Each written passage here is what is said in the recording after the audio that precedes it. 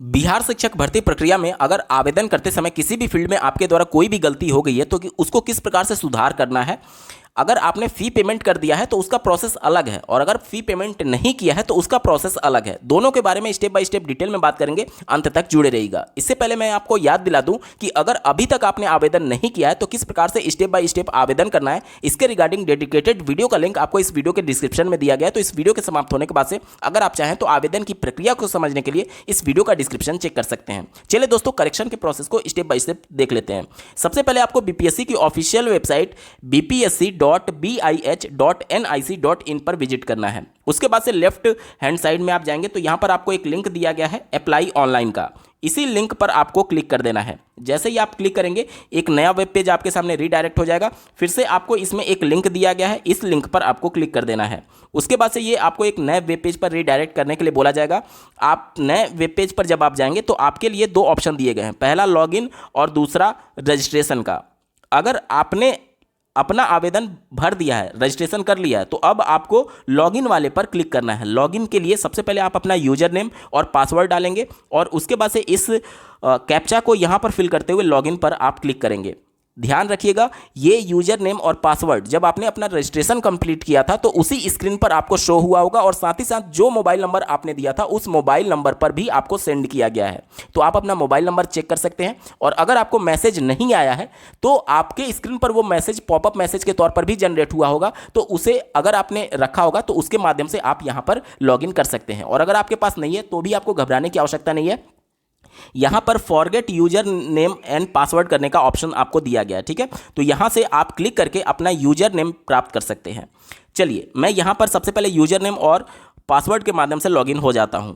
Login होने के बाद से आपके सामने कुछ इस प्रकार से स्क्रीन आ जाएगा, ठीक है, जिसमें आपने जो भी आवेदन किया होगा वो सारे डिटेल आपको शो हो जाएंगे।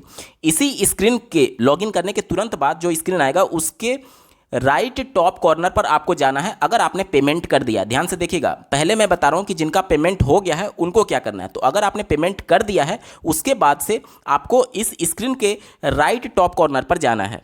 आपको वहां पर कैंसिल रजिस्ट्रेशन का ऑप्शन दिखेगा। कैंसिल रजिस्ट्रेशन में यहां पर एक लिंक दिया गया, देखिए कैंसिल रजिस्ट्रेशन। इसी लिंक पर आप क्लिक करेंगे, कुछ बेसिक क्रेडेंशियल आपसे पूछे जाएंगे और आपका फॉर्म जो है वो पूरी तरीके से कैंसिल हो जाएगा। कैंसिल करने का मतलब कि जो पहले आपने आवेदन किया था अगर उसमें कोई गलती हो गई है तो ऑफिशियल नोटिफिकेशन में ये मेंशन किया गया है कि पेमेंट करने के बाद से आपको करेक्शन करने का मौका नहीं दिया गया है। लेकिन अगर आप चाहें तो अपना फॉर्म को कैंसिल करके आप नए सिरे से उसी मोबाइल नंबर और उसी ईमेल आईडी से पुनः रजिस्ट्रेशन कर सकते हैं, और वो जो नया वाला करेंगे वो आपका एक्सेप्ट हो जाएगा, और पुराना तो आपने कैंसिल कर ही दिया है। ध्यान देने वाली बात यह है कि जो पुराना वाला आप कैंसिल करेंगे उसका फी जो कट चुका है वो आपको रिफंड नहीं होगा, और जब दोबारा आवेदन करेंगे तो आपको नया फी पेमेंट करना होगा। यहां तक क्लियर हो गया? यानी जिन्होंने अपना फॉर्म सबमिट करने के बाद से पेमेंट सब कुछ कंप्लीट कर लिया है उनके पास केवल एक ही ऑप्शन बचा है कि आप अपने फॉर्म को कैंसिल कर सकते हैं और उसी मोबाइल नंबर उसी ईमेल आईडी से नया रजिस्ट्रेशन कर सकते हैं। देखिए, ध्यान दीजिएगा, बहुत लोग ये गलती कर सकते हैं कि अगर उनका कुछ गलती हुआ है और पेमेंट भी कर दिया तो बिना फॉर्म को कैंसिल किए वो दूसरे मोबाइल नंबर दूसरे ईमेल आईडी से रजिस्ट्रेशन करने जा रहे हैं। तो ये बहुत बड़ी गलती है, क्योंकि आपके सारे डिटेल जो हैं, जैसे आपके नाम, आपकी मदर का नाम, आपके फादर का नाम, आपका डेट ऑफ बर्थ, आपके एजुकेशनल क्वालिफिकेशन, सारे तो मैच होंगे ही ना। तो ये गलती कभी मत करिएगा, अन्यथा की कंडीशन में दोनों फॉर्म रिजेक्ट हो जाएंगे अगर दोनों चीज़ें मैच कर रही हैं तो विशेष तौर पर इसीलिए ऑफिशियल नोटिफिकेशन में मेंशन किया गया है कि अगर आपने पेमेंट कर दिया है और दोबारा से फॉर्म भरना चाहते हैं किसी गलती की वजह से, तो सबसे पहले आपको फॉर्म को कैंसिल करना होगा। उसके बाद ही आपको ऑप्शन मिलेगा दोबारा फॉर्म को भरने के लिए। डायरेक्टली आप नहीं भर सकते बिना कैंसिल किए हुए, ठीक है। इस बात का विशेष तौर पर ध्यान रखिएगा। ये तो बात हो गई जिन्होंने पेमेंट कर दिया है। अब जिन्होंने पेमेंट नहीं किया है उनको कैसे करेक्शन करना है, चलिए देखते हैं। जिन्होंने पेमेंट नहीं किया होगा, देखिए यहां पर अभी पेमेंट करने के लिए ऑप्शन दिख रहा है। इस अभ्यर्थी ने अभी तक पेमेंट नहीं किया है। यहां पर जब आप नीचे जाएंगे तो अपडेट योर इन्फॉर्मेशन, ये एक लिंक दिया गया है। यानी जब तक आप पेमेंट नहीं किए हैं तब तक आप अपने फॉर्म में करेक्शन कर सकते हैं। और नीचे एक और पॉइंट लिखा गया है 5 आउट ऑफ 5 अटेम्प्ट लेफ्ट, यानी कि 5 में से 5 अटेम्प्ट अभी इनका बाकी है, ठीक है। तो अगर आपके द्वारा किसी भी फॉर्म में गलती हो गई और पेमेंट नहीं किया है तो इसी लिंक पर आपको क्लिक करना होगा, अपडेट योर इन्फॉर्मेशन। जैसे ही इस पर आप क्लिक करेंगे एक नए वेब पेज पर आपको रीडायरेक्ट कर दिया जाएगा।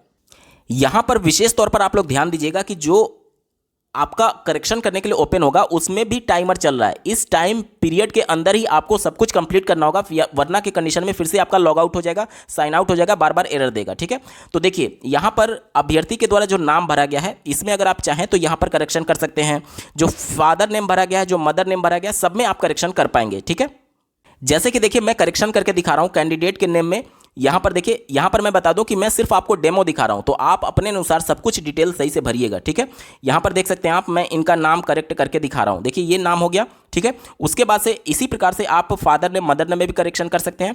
इसके बाद जब आप नीचे जाएंगे तो अगर आपके आधार डिटेल में कुछ गड़बड़ हुआ है तो यहाँ पर भी क्लिक करके आप इसमें कुछ भी करेक्शन कर सकते हैं। ठीक है, देखिए ये एडिट हो रहा है, आप कुछ भी करेक्शन कर सकते हैं।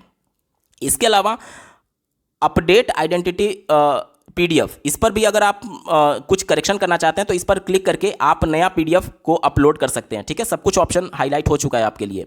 इसके अलावा यहाँ पर आप देख सकते हैं, अगर आप बिहार के निवासी हैं तो उस कंडीशन में आपको जो डॉक्यूमेंट प्रोड्यूस करना है डोमिसाइल का, तो उसके लिए भी सर्टिफिकेट नंबर और इशू डेट आप यहाँ से चुन सकते हैं, करेक्शन कर सकते हैं। ठीक है, और ये सब चीज़ें अपडेट कर सकते हैं। इसके अलावा बाकी जो भी डिटेल है, जैसे कि मैरिटल स्टेटस, अगर आप अनमैरिड सेलेक्ट कर लिए हैं लेकिन मैरिड हैं तो यहाँ से आप इसको भी चुन करके मैरिड कर सकते हैं। ठीक है, तो आप अपने अनुसार देख लीजिएगा। इसके अलावा मेल फीमेल जो भी चीज़ें थी वो सब भी आप कर सकते हैं। इसके अलावा फ्रीडम फाइटर सर्टिफिकेट और वो सब डॉक्यूमेंट भी आप अपलोड कर सकते हैं। यहाँ पर भी आप देख सकते हैं कि जो भी डिटेल है सब कुछ ओपन हो चुका है, आपका एड्रेस क्या है सब कुछ आप यहाँ पर कर सकते हैं। ठीक है, इसके अलावा बहुत सारे अभ्यर्थियों का ये प्रॉब्लम आ रहा था कि उन्होंने जिला को सेलेक्ट नहीं किया है, यूपी से बाहर वाले, तो यहाँ पर आप एडिट करके यहाँ पर अपने जिला को यहाँ पर लिख सकते हैं। देखिए अब यहाँ पर आ गया, मान लीजिए कोई लखनऊ से है या फिर सीतापुर से, तो आप यहाँ पर सीतापुर इस प्रकार से लिख सकते हैं। ठीक है, सीतापुर इस प्रकार से लिख सकते हैं। इन सब के बाद से आगे अगर आपका कोई गलती है तो यहाँ पर देखिए नेक्स्ट का बटन दिया गया है, इस नेक्स्ट के बटन पर आपको क्लिक कर देना है, फिर आगे आपका ऑप्शन खुल जाएगा। बहुत सारे अभ्यर्थियों का ये प्रश्न आ रहा था कि उन्होंने पात्रता दक्षता वाले में गलती कर दी है। तो देखिए दक्षता उन अभ्यर्थियों को चुनना है जो 2012 से पहले कार्यरत शिक्षक हैं, तो उनको केवल दक्षता वाला चुनना है। अगर आपने ये चुन लिया है और 2012 से पहले कार्यरत शिक्षक नहीं है तो आपका आवेदन गलत हो गया, आपको तुरंत करेक्शन करना होगा इसमें, अन्यथा की कंडीशन में आपका आवेदन निरस्त कर दिया जाएगा काउंसलिंग के दौरान, क्योंकि आप सीटेट के बेस पर सम्मिलित होने जा रहे हैं या फिर BTET के पेपर के बेस पर सम्मिलित होने जा रहे हैं, ना कि दक्षता परीक्षा के आधार पर। तो दक्षता परीक्षा वो चीज़ अलग है, ये 2012 से पहले जो शिक्षक हैं उनके लिए लागू होगा, ना कि NEC BEd BTC कैंडिडेट के लिए। तो अगर आपने इसमें गलती की है तो आपको करेक्शन करना होगा। ठीक है, यहाँ तक क्लियर हो गया। उसके बाद से जब आप नीचे जाएंगे तो यहां पर आप देख सकते हैं डेट ऑफ बर्थ में भी आप अपना करेक्शन कर सकते हैं। ठीक है, इसके अलावा यहां पर आप देख सकते हैं कि जो ये वाला ऑप्शन चुनना था, मान लीजिए किसी अभ्यर्थी ने यहाँ पर जो प्राइमरी के लिए जो एलिजिबिलिटी है वो यूपी के लिए अगर आप देखेंगे तो स्नातक प्लस DLED है। किसी अभ्यर्थी ने अगर इंटर प्लस DLED कर लिया है तो यहाँ से भी ऑप्शन खुलेगा, आप इसको चेंज कर सकते हैं। देखिए यहाँ पर इस अभ्यर्थी ने यूपी के हिसाब से बिल्कुल सही चुना है। अब किसी अभ्यर्थी ने मान लीजिए कि कोई बिहार का अभ्यर्थी है और वो गलती से ये वाला ऑप्शन चुन लिया, ध्यान दीजिएगा मैं बिहार की बात कर रहा हूँ, गलती से ये चुन लिया है, तो उनको मान लीजिए ये वाला ऑप्शन चुनना है तो आप इस पर सिंपली क्लिक कर देंगे तो आपका ये वाला सिलेक्ट हो जाएगा। ठीक है, ये वाला सिलेक्ट हो जाएगा। और चूंकि आपने करेक्शन कर दिया, चूंकि स्नातक पहले अभ्यर्थी ने चुना था बिहार वाला, मैं बिहार के लिए स्पेशली बता रहा हूं, बिहार में किसी अभ्यर्थी ने स्नातक प्लस DLED कर लिया था तो उस हिसाब से स्नातक का डिटेल खुला था। अब चूंकि उसने करेक्शन कर लिया इंटर प्लस DLED का, तो अब यहां पर इंटर का डिटेल आपसे मांगा जाएगा और DLED का डिटेल मांगा जाएगा। यहां तक क्लियर हो गया।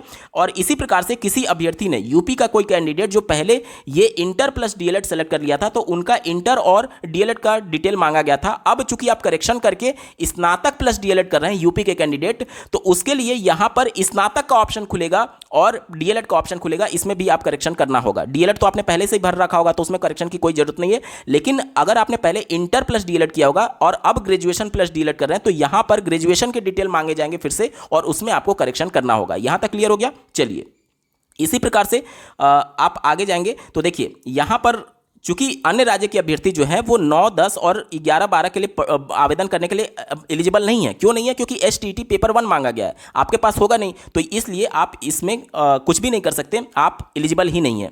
इसके अलावा अगर आपका जो डीएलएड है वो रनिंग में है तो आपको इस चेकबॉक्स पर क्लिक करना होगा। यानी कोई अभ्यर्थी अगर अपीयरिंग में सेलेक्ट कर दिया था या फिर पास को सेलेक्ट कर दिया था तो उसमें भी वो परिवर्तन कर सकता है, सीटेट में भी और साथ ही साथ आपके बीएड डीएलएड में भी। यहां तक क्लियर हो गया?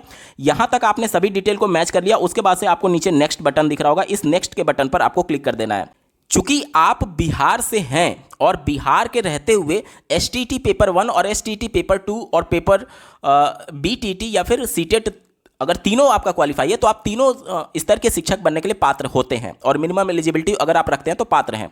तो उस कंडीशन में आपसे देखिए प्राइमरी, माध्यमिक और उच्च माध्यमिक के लिए प्रायोरिटी पूछा जा रहा है कि अगर आप तीनों परीक्षा को पास कर लेते हैं तो किसको पहले ज्वाइन करना चाहते हैं। तो जाहिर सी बात है पहली प्रायोरिटी आप इसी को देंगे, उच्च माध्यमिक को, उसके बाद से माध्यमिक को और अंत में आप प्राइमरी टीचर को देना चाहते हैं। ये बिहार के शिक्षक के लिए है जो कि वहां पर तीनों पेपर क्वालिफाई किए हुए हैं। लेकिन अगर आप यूपी से होंगे तो जाहिर सी बात है, या फिर बिहार से बाहर के होंगे तो ये दोनों तो आप अप्लाई करने के लिए पात्र ही नहीं है, केवल यही पात्र हैं। तो आपके लिए इसी में केवल एक लिखना होगा जो कि आवेदन करते समय आपने किया होगा। अगर अभी तक आपने आवेदन नहीं किया है तो स्टेप बाय स्टेप किस प्रकार से करना है पूरे बेसिक को समझने के लिए इस वीडियो का डिस्क्रिप्शन जरूर चेक करिएगा। स्टेप बाय स्टेप मैंने उसमें समझा रखा है तो उसको जरूर देख लीजिएगा, अन्यथा की कंडीशन में कोई भी फॉर्म गलत ना हो जाए। यहां पर बहुत सारे अभ्यर्थियों का यह प्रश्न आ रहा है कि ये परीक्षा देने के लिए सेंटर है या फिर नियुक्ति के लिए सेंटर है। तो ऑफिशियल नोटिफिकेशन में कहीं भी स्पष्ट नहीं किया गया है कि ये जो प्रायोरिटी मांगा जा रहा है वो किसके लिए मांगा जा रहा है। हालांकि आप किसी भी आयोग के माध्यम से चाहे उत्तर प्रदेश में या फिर अन्य राज्यों में देखेंगे तो पहले आपसे एग्जामिनेशन सेंटर की ही प्रायोरिटी मांगी जाती है। बाद में जब आपका सिलेक्शन हो जाता है तो उत्तर प्रदेश में अलग से फिर से आवेदन लिया जाता है आपका जिला सेलेक्ट करने के लिए। ठीक है, तो ये बिहार के शिक्षक भर्ती प्रक्रिया में स्पष्ट नहीं किया गया है, तो आप अपने अनुसार देख लीजिएगा, मैं आपको गलत नहीं बता सकता। ठीक है, इसलिए आप अपने अनुसार देख लीजिएगा कि इसमें क्या भरना है। ठीक है, चलिए आगे जैसे ही आप जाएंगे तो आपका हाई स्कूल का सर्टिफिकेट और इशू डेट मांगा गया वो आप फिल कर देंगे। इसके अलावा नीचे जाएंगे तो आपसे आपका जो शरीर पर कोई भी आइडेंटिटी होगा उसके लिए मांगा गया है। तो अगर आपके शरीर पर कोई भी आइडेंटिटी नहीं है तो नो मार्क कर सकते हैं, या फिर जो भी अगर आप करेक्शन करना चाहें तो यहां पर आप करेक्शन कर सकते हैं। ठीक है, इसके अलावा अगर आपके इमेज में कोई गलती हो गई है तो इमेज को भी आप करेक्शन कर सकते हैं। इमेज में करेक्शन करने के लिए देखिए यहां पर लिंक दिया गया है, click here to capture image. यहां पर देखिए एक लिंक दिया गया है, click here to capture image. इस पर आप क्लिक करेंगे तो आपका नया इमेज जो है वो फिर से कैप्चर हो जाएगा। इमेज को जब यहां से आपने कैप्चर किया उसके बाद से यहां पर लिखा होगा क्लिक हियर टू अपलोड, यानी कि केवल कैप्चर करने से आपका नया वाला इमेज अपलोड नहीं होगा, बल्कि यहां पर जब आप क्लिक करेंगे तब जाकर के नया वाला इमेज अपलोड होगा। तो ये बात विशेष तौर पर ध्यान दे लीजिएगा कि केवल कैप्चर नहीं करना है बल्कि उसे अपलोड भी करना है। कैप्चर करने का मतलब कि अभी ये एक तरीके से पूरी तरीके से सर्वर पर सेव नहीं हुआ है, सिर्फ आपके एप्लीकेशन पर दिखा रहा है। जब आप यहां से अपलोड करेंगे तब ये बीपीएससी के सर्वर पर जाकर के सेव होगा आपका नया वाला इमेज। यहां तक क्लियर हो गया?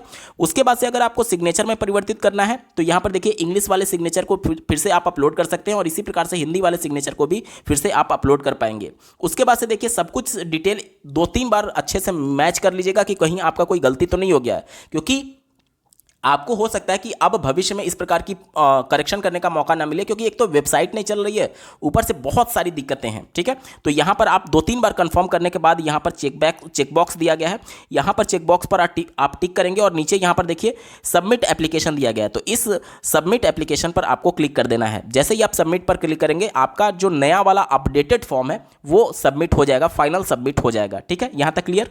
देखिए अभी तक आपने सिर्फ फॉर्म में करेक्शन किया है, यानी अपने डेटा को अपडेट किया है। अभी आपका फाइनल पेमेंट नहीं हुआ है तो फिर से आपको लॉगिन होना पड़ेगा, और लॉगिन जब आप हो जाएंगे तो यहां पर एक लिंक दिया गया क्लिक हियर फॉर पेमेंट। इसी लिंक पर आप क्लिक करेंगे और ये आपको एक पेमेंट गेटवे पर ले जाएगा, जहां पर इंटरनेट बैंकिंग के माध्यम से या फिर यूपीआई के माध्यम से, जिस भी माध्यम से आप, या फिर डेबिट कार्ड के, क्रेडिट कार्ड के माध्यम से, जिस भी माध्यम से आप पेमेंट करना चाहते हैं, आप अपना फाइनल पेमेंट करके अपना फॉर्म फाइनल तौर पर कंप्लीट कर सकते हैं। ये पूरा प्रोसेस है आवेदन में करेक्शन करने के संदर्भ में। उम्मीद करता हूं कि मैंने आपके सभी डाउट्स को क्लियर कर दिया। बावजूद इसके अगर आपका कोई प्रश्न रह जाता है तो कमेंट के माध्यम से पूछ सकते हैं। इस वीडियो को देखने के लिए आपका बहुत बहुत धन्यवाद। भगवान करे आपका दिन शुभ हो।